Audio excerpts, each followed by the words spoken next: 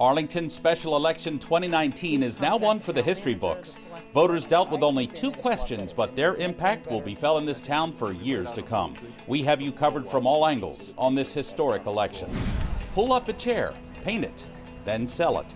We'll show you how one group of Arlingtonians came up with an ingenious way to recycle and raise money at the same time. Hundreds of musicians singing these notes because it fits in well with the chords they're playing.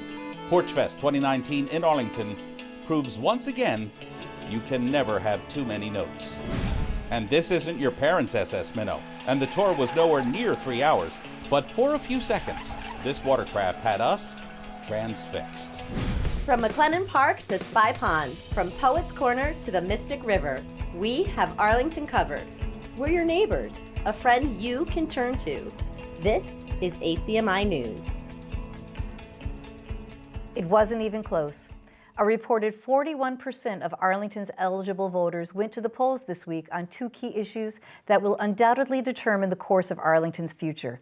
Hello, I'm Carla Dorado. And I'm Paul Werlin. Residents overwhelmingly approved the debt exclusion ballot 1 question, a $291 million undertaking that gives the town the green light to move forward with rebuilding Arlington High School. Now it's on to phase 2. Hiring a construction manager and refining the design of the all-new building, a rendering of which you can see here. Construction begins in phases next year, and full building completion is planned for 2024. Here's how the numbers played out with 100% of the votes tallied. Nearly 77% of Arlington residents voted for the new school. A little more than 23 voted against. Now on to question 2. Voters also overwhelmingly approved a $5.5 million override of Proposition 2.5. The override is expected to last through fiscal 2024. Town leaders said the override was needed simply because there wasn't enough tax revenue to fund the town's operating costs under the state-mandated 2.5% tax on assessed value. Here's how the numbers looked on question 2. Nearly 69% of Arlington residents voted for the override. Nearly 32% voted against. ACMi News was the first to deliver the final results of the June 11th special election, which will have a major impact on nearly every Arlingtonian. Our news team was accompanied by 4 of the 5 select board members, Board Chair Diane Mahan, John Hurd, Dan Dunn, and the newest member of the board, Stephen DeCourcy. We would also like to thank Stephanie Lucarelli and the outstanding staff in the town clerk's office for giving us all of the up-to-the-minute results. As soon as the numbers were tallied, you heard it here first on ACMi News. Now that the voters have spoken, we covered 3 polling places: the Thompson School in East Arlington, Town Hall, and the Park Avenue Congregational Church in the Heights. Nearly all said they voted for a win-win situation by voting yes and yes. The town needs a new high school. I'm a town meeting member. I went to the high school. I graduated from in 1970, and I found it needed, when I went on a site inspection of it, that it's actually in deplorable condition. It needs to be rebuilt. And if we don't rebuild it now, we're going to lose accreditation. If we lose accreditation, then we're going to have to build it totally on our dime, which is going to cost the town more in the end.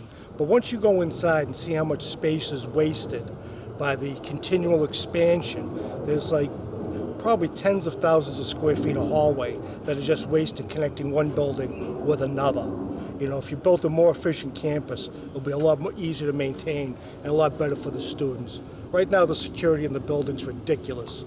There's about 50 different doors and means of access in and out of the building, which is just uncontrollable.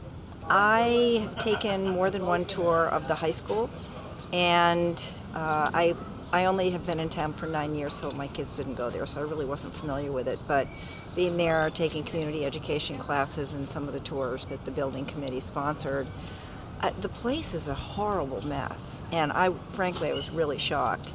And shocked that Arlington schools have such good reputations despite that. I believe education is a vital part of our country, and even though I don't have kids in the school any longer, I think it's appropriate for us all to contribute to the community. And I think having good schools will make a huge difference to the town in the long run and to the country. And I think on the second issue, on 2.5, the town needs more money to operate properly. So I'm not necessarily pleased with the increase in taxes, but it seems worth it to me to create the kind of society I want. I voted yes and yes. And why? Because I grew up in a district in New Jersey years ago where consistently the school budget got voted down over and over and over again, which is how in the early 90s I wound up using math books from the late 60s. And I think it's on us as a community to do this for the future of our town. I think it's selfish to keep kicking the can down the road, and I think we just need to do it. Someone has to take charge and own it, and I think it's time. Wow. Okay, now question 2. How come you voted yes? I just think it's important. I just think it's important all around. I think it's just for the community, and it's just the right time for both. I just think yes and yes. It just makes sense on both. Not everyone was pleased with the outcome. We caught up with Sean Harrington, who has been very vocal publicly against the override in particular. This is what he had to say. Hopefully we're wrong. We hope that we're wrong. You know, the big concern right now is keeping Arlington an affordable place for everyone to live. And I know there are a lot of people that are concerned. For those of you that voted no tonight, the only thing I could say is stay active, get involved, attend select board meetings, try to join the finance committee, run for town meeting. It's important that we keep our voices heard so that they know that they need to be fiscally responsible with the money. They've already pledged that tonight. We need to make sure we hold them accountable to that. When it comes to the high school, the strong support is taking project leaders by surprise. ACMi's Brenda Mahoney has a look now at the reaction and the steps leading up to the decision to build a new Arlington High. The road to a new Arlington High School was a public one, involving residents from the start. Forums beginning in January of 2018, and in the end, 77% of them voting in favor of funding the $291 million project. It was just overwhelming. We never expected a margin this significant. The high school building committee and town select board members impressed with the election results that night. Glad the people of Arlington came forward. And these science teachers we ran into the next day, all smiles. Extremely happy. Classroom's been falling apart for a better part of a decade, so we really needed this. This journey all starting after a warning letter from the New England Association of Schools and Colleges in 2013, saying fix the aging and inadequate high school or risk losing accreditation. Your space would be here to be converted. A high school building committee was formed, architects hired. They abided by the state school building authority process, going from feasibility study to preferred schematic design, ultimately gaining a pledge of $86 million in state reimbursements. We just had a little conversation with the MSBA. They're very excited about Arlington's vote because it's decisive. I'm standing where a new high school will be built. All along, the general consensus was that the high school needed to be fixed. It was just a matter of how and at what cost. The ultimate decision coming a year ago from the building committee to build all new. It came as a surprise to many and was fought by some. How many of you came out because you're concerned about losing the open space or the facades, by show of hands? We all need to kind of calm down on the shock. Remember that we're all here for the same reason and that we want this to go through, and that I hope that everybody on the building committee will listen to what people remember as the good ideas and can we build them in. Even those who participated in the process and I'm sure voted no tonight, I think they made us a lot better. They made the campaign better. They made us work harder on the website. They made us work harder in terms of our communication. Really, at the end of the day, when people were presented with the facts, they were voting yes. The ultimate need for a new high school evidenced by the support. Arlington ensuring this land will serve to educate and a facility of the future. I actually went to this high school, and so I respect the historical aspects of the building, but I think that the new building is going to be beautiful, that the actual physical structure of the building is going to lend itself to really more modern teaching and learning methods. Brenda Mahoney, ACMi News. We spoke with those at Save Our Historic High School. Carl Wagner says they simply failed in getting their message across, and now it's time to focus on the students' learning. They hope to have services to honor the historic buildings before they are lost. For all the latest election updates, just go to our website at acmi.tv or Arlington's website, arlingtonma.gov. If you're familiar with Uncle Sam Plaza, you'll notice Sammy's standing proud, keeping watch over Mystic Street and the Bikeway. Well, earlier this week during Porchfest, he could have taken a seat. Artists and non-artists set up shop at the plaza to feature reimagined chairs. This Chairful event features transformed chairs, often orphan chairs, that were destined for the trash heap, into completely original works of art. Artists used several different materials to remodel these chairs, including paint, collage, fabric, plants, and lots more, to astonish and delight. All money raised for the chairs goes to Arlington Public Art. The co-chair of the Chairful sale says this is a great way to recycle and give new life to furniture that came close to being tossed. And we really needed to raise money if we had no money for art. So I was walking down the bike path with my dog and I was thinking, how could we raise money? And I thought, oh, wouldn't it be great if artists would take chairs that were, out on the sidewalk, for trash pickup and recycle them, upcycle them, paint them, and make them beautiful again, and then we could sell them. It's for a donation of $100, and that would help support our projects. And I told it to a few people, and they said, yeah, sounds great. So our first one, we had 30 people involved. We've had as many as over 100 chairs. And wow. So this is our 7th year doing it. And it's really been a big success. And people from all over, people who call themselves artists, people who don't call themselves artists, have such fun finding old chairs and reimagining them. Adria Arch tells ACMi News this year's event managed to raise more than $4,000. If you love to turn up the music, dance to the music, play that funky music, any old way you choose it. Arlington was alive with the sound of music this week. ACMi's Jeff Barnes says there's never been too many notes at Arlington's Porchfest 2019.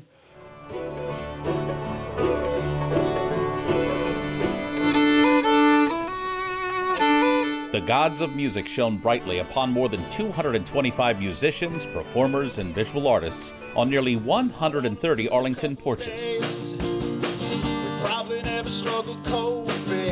From the porch on 63 Claremont Avenue, featuring the Barrows.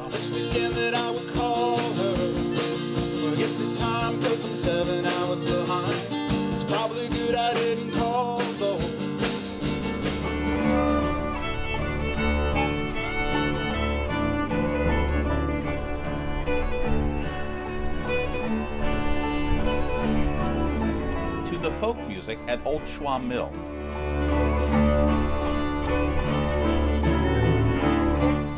It takes us back to another time, maybe a quieter time and a calmer time. That's a lovely place to be.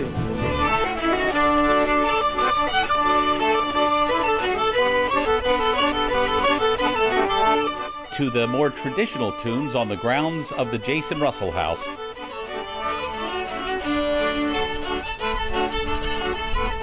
We like to play at the historic sites like the Jason Russell House here, and playing outdoors acoustically for the people. It's just a very enjoyable experience.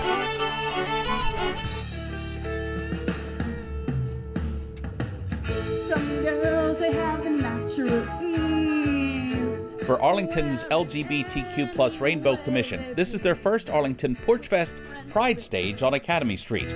Perfume magazine. Wear it up, write it down. This is only the 2nd year that the Rainbow Commission has been in existence, and our very first Porchfest, and so we're doing a Pride stage with karaoke hosted by Jacqueline Friedman, and we're just excited to be here and see how it goes. And this is a test case.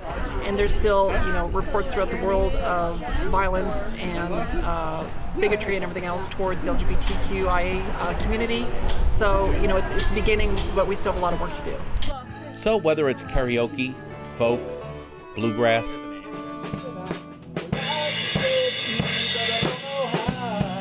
or rock, music creates a magic that touches the heart and soul, communicating where words fail.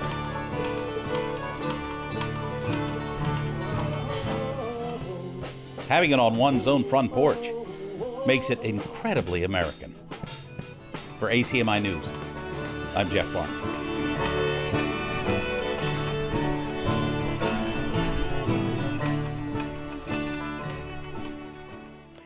And as Porchfest was wrapping up, there were still a lot of notes to be played.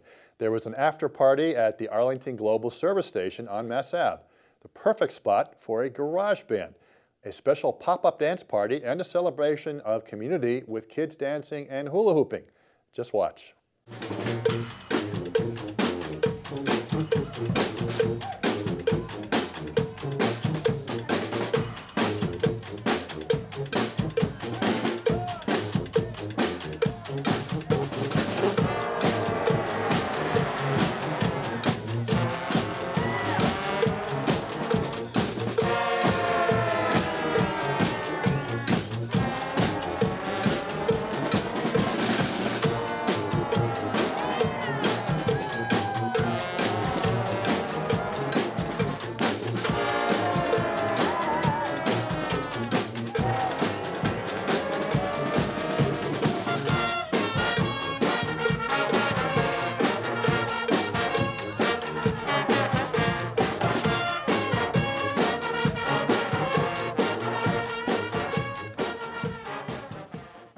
That was the sweet sound of the 100-plus member community street band School of Hunk, and a splendid time was had by all. One of Arlington's most treasured sites will be hosting some major events during the summer season. This week kicks off an art exhibit opening featuring the works of selected artists from Somerville's Vernon Street Studios. The Old Schwab Mill is the oldest actively working mill site in the United States, where artisans create magnificent picture and mirror frames exactly the way they were hand-hewn in the post-Civil War days. This is the oldest continuously active mill site. It's not about the buildings, it's about the fact that our property has had a mill on it since the 1680s, when there was a grist mill here that was owned by the Winship family. And over the years, there was spice grinding and then picture frame making, which we still do here today, from 1864 to 1969. And we've been a museum since 1970. This truly is a must-stop in Arlington for those who want to take a step back in time and take in the storied history of the grand and rustic Old Schwab Mill. For more information, just go to oldschwabmill.org. ACMi pulled out all the stops at its annual picnic at the Whittemore Robbins House this week. Inside there was a beautiful spread befitting this palatial historic Arlington castle. Beef sticks, sushi, shrimp, potato salad, scrumptious confectionery desserts, all of it low-fat. Outside, there were games for everyone: badminton, giant Jenga, Connect Four, and even tree climbing, just to name a few. Everyone had a great time, and we didn't see one ant during the entire picnic. We want to thank all of our members, volunteers, interns, and staff for helping us be a marvelous part of historic Arlington and helping this diverse town to tell its marvelous story. Coming up on the other side of the break. Why has Spy Pond shrunk? There's a plausible explanation for that. You'll hear why one of Arlington's most precious resources has been cut down to size, so to speak. And fair weather has arrived. So why does Robbins Farm Park look so lonely? There's a plausible explanation for that as well. Roots, billions of them. That and more when we come back.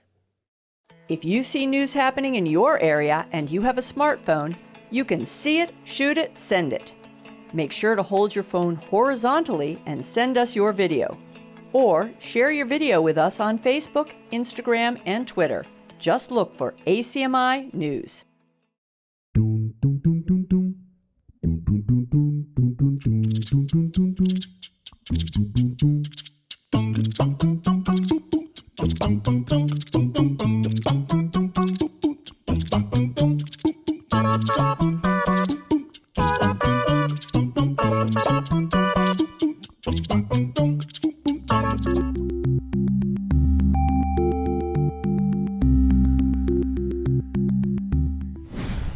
Spy Pond is shrinking somewhat, and it has nothing to do with global warming and everything to do with preserving it.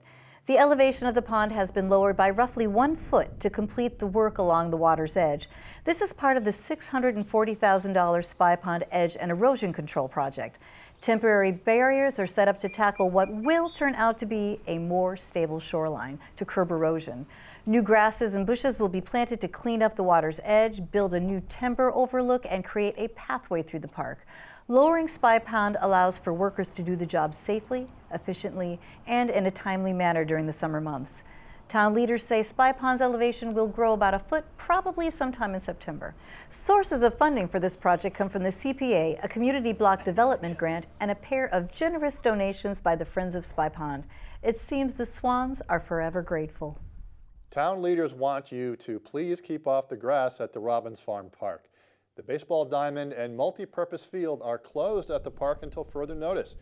After talking to several turf specialists, the Parks and Recreation Commission says the grass on these fields needs more time to take root, and staying off the turf will allow the grounds to rejuvenate. And Arlingtonians seem to be complying. Some fields will be roped off for the summer and part of the fall. Town leaders say there are several other area parks for residents to enjoy this summer. No word on when the fields will reopen. ACMi had a very special and storied guest in Studio A this week. How's this for a resume? Upton Bell has been an owner, a general manager for the New England Patriots, a scouting director for 2 Super Bowl winning teams, a TV commentator, and a radio talk show host.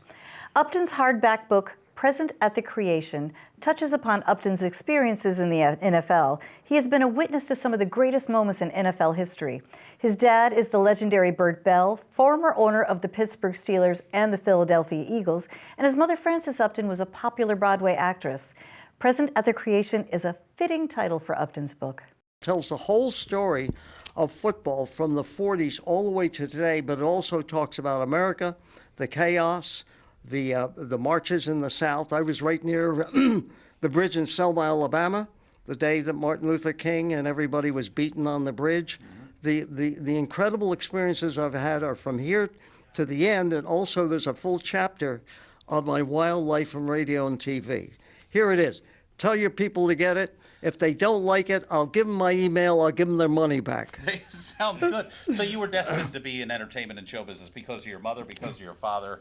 I see you're holding the ball right, too, with the stitches. So Believe obviously me. Somebody did. Well, I went to all train camps. You got to remember, well, you don't have to remember, that growing up, we lived, when I was first born, in a hotel that is my father's father owned to save money with 33 football players. I moved from house to house to house, living with 33 football players, and one of the players each week who was a babysitter got an extra $5 in his paycheck.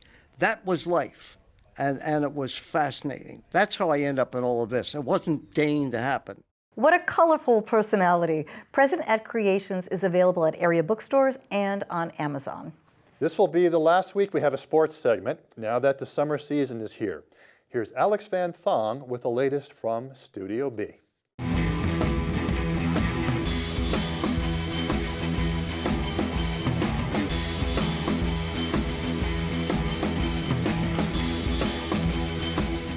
Hello Arlington sports lovers, and welcome to the final edition of your ACMi sports update for the season. After taking 12 wins, the girls softball team made it to the tournament. Unfortunately, they took the loss against Lowell over the weekend. This marks the end of the spring season. Let's take a look back at some highlights from the 2018-2019 sports season.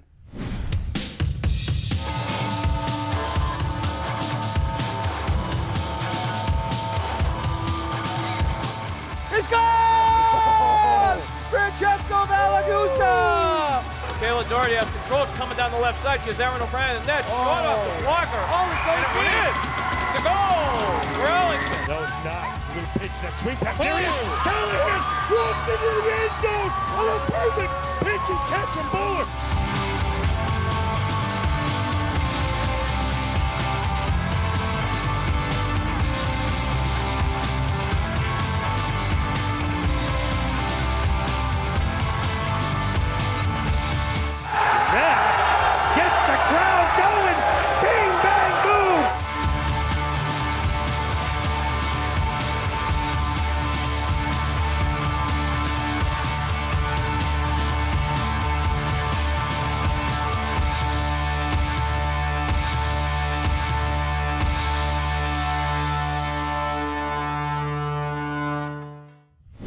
A big thank you to all of our volunteers who helped make ACMi Sports such a great success this year. We hope to see you next fall. From ACMi Sports at Studio B, I'm Alex Van Thong. Back to you at Studio A. We also want to thank Alex Van Thong and Kevin Wetmore for providing us with the magnificent sports segments you see each week. And we wish everyone involved in our sports updates in Studio B a happy and safe summer. Looking forward already to working with you guys in the fall. Finally, this is just really cool and very summer cool. And it all began when we were shooting video at Spy Pond Park. You see what appears to be a rabid water creature slinking across the water surface. At first, it looks like a radioactive lobster of a different color. Then, with a tremendous burst of speed, it skims effortlessly across a water surface. This remote-controlled battery-powered toy boat glides past a kayaker who looks slightly annoyed. Meantime, the boat loops around, nearly splashing the kayaker as this speed demon makes a second pass. All this while a swan looks on hopelessly. Obviously, his brain working overtime to comprehend what happened to his peaceful swim. This was also an exercise in videotaping as the lens frantically tries to capture this fast-moving summer afternoon peacebreaker. Incidentally, no animals or humans, for that matter, were harmed during the making of this tape. That'll do it for us here in Studio A. I'm Carla Dorado. And I'm Paul Werlin. Thanks so much for joining us. We'll see you next week. You can always check out our latest segments and newscasts on the web at acmi.tv/news. And don't forget to like us on Facebook and follow us on Twitter and Instagram at ACMi News. Make sure to subscribe to our YouTube channel as well. You'll find us at youtube.com/ACMi News. If you have any news tips for us or wish to become a citizen journalist, we'd love to hear from you. Email us at news@acmi.tv or stop by ACMI Studio A at 85 Park Avenue.